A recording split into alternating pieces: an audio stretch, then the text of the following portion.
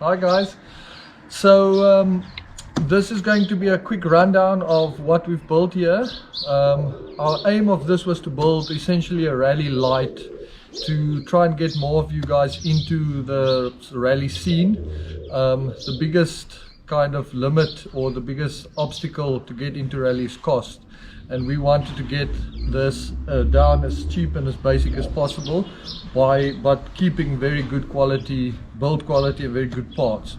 So in my opinion, this is the best way to get, the best and quickest way to get into rally for the least amount of money.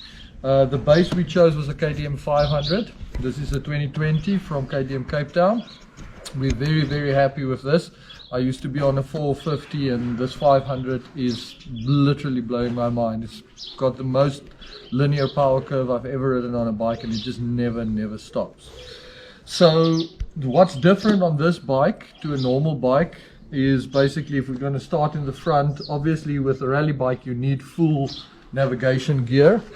So every rally bike needs a road book and normally 2 trip meters or 2 ICOs, and depending on what rally you're doing you need a GPS, and most South African rallies we're just using a normal GPS. So we chose to go with the F2R 850. It's the newest version of F2R. F2R is quite reliable, and the other option you'll get is MIGTEC. We got this from Rally Management Services in the US. Then this is a GFX unit, and then this is an ICO unit. We're running both. This is your little GPS antenna, and we've modified our Garmin to work as a GPS antenna for our Tripmaster. So this is your, what we would call on a rally bike, your navigation tower. On a rally light, this normally goes on handlebar mounts, which you can see here. That's been manufactured for us, and then you mount your entire navigation bundle onto your handlebars.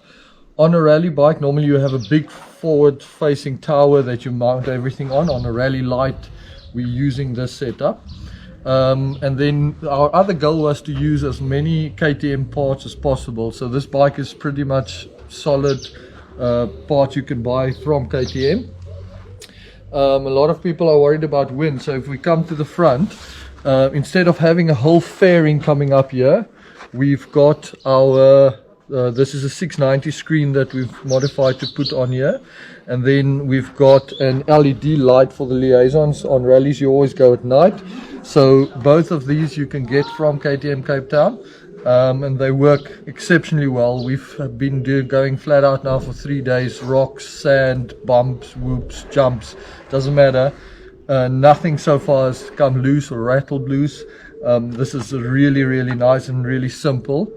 The handguards are from Enduro Engineering. They're also available at KTM Cape Town. Most of the time when you buy a bike you'll get that. You'll notice that we've got foam grips. That helps. A lot of you guys will know if you're on the bike for a long time your arm's starting to tingle. So that's basically the front section of the bike. We also have this controller here, which is also from RNS. That is basically a 2-in-1 controller, and that controls the road book and your ICOs right there. Coming to the front, on most rallies your fuel range is a big issue. So a lot of rally bikes and a lot of rally light bikes will have a rear tank as an auxiliary tank. We chose not to go that route, and we are still testing the fuel range. It looks like we should get 250 k's out of it, which is the minimum you need for a rally. If you were going to do a bigger rally, you would need a auxiliary tank in the back. This is a 15-liter Acerbus tank. Very happy with it. I haven't run out of fuel yet. It's extremely nice and ergonomic up here. You can sit right on the front of the bike, and I really enjoy using it.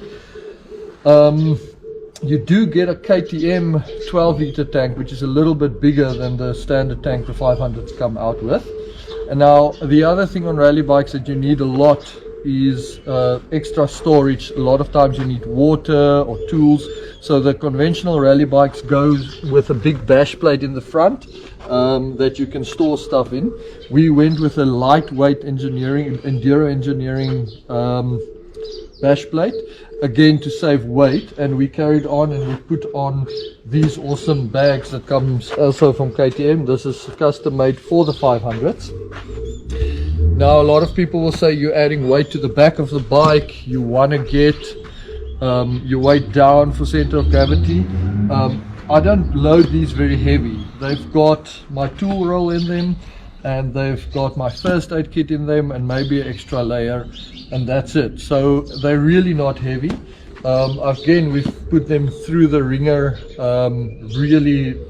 There's nothing bad I can say about these bags. They weigh nothing, and they sit, they don't come loose, they don't rattle loose. So I've used this for anything I might need on a rally, and to be honest, it's awesome. It's like having a boot of a car, so I can always just add stuff to it. So that's basically the rundown of this bike. It's not as many things as you would think you would have on a rally bike, and that's simply because we wanted to keep it as light as possible. The only difference, or the only thing we might add, is a lot of people add an extra, more comfortable seat. KTM does have a KTM Power Part seat that's a bit higher and a bit softer. I chose not to put it on because the idea with this type of build is that you can turn it around into an off-road racing bike at a drop of a hat, and we've achieved that because I can literally pull off these bags. As you can see here, it's 3 tabs. You pull it off, the bags are off, and I can loosen this tower, I can unplug it. It literally will take me 10 minutes to take this tower off, and I would be ready to go and do an off-road race. So to me, this has been the best all-round bike I've ever had. I can go do off-road racing. We've been doing the off-road racing this year with KTM, and I can use the same bike to go and do a rally.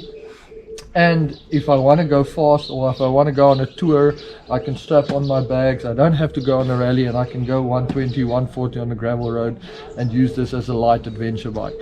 So this is it. I don't have anything but praise for this bike.